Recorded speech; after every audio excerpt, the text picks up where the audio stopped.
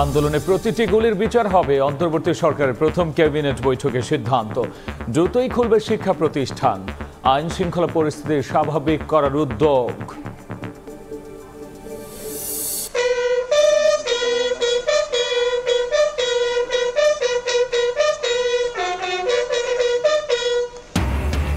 বৃষ্টি মাথায় নিয়ে জাতীয় স্মৃতিসৌধে প্রধান উপদেষ্টা ডক্টর মোহাম্মদ ইউনূস সহ 14 সদস্যের শ্রদ্ধা।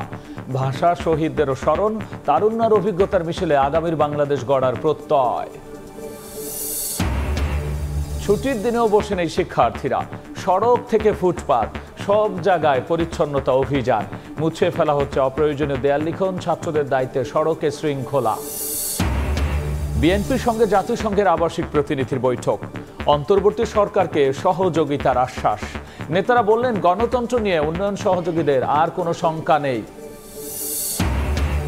এবং চালু হলো রাজধানী তেজগাঁও সহ দেশের বেশ কয়েকটি থানা।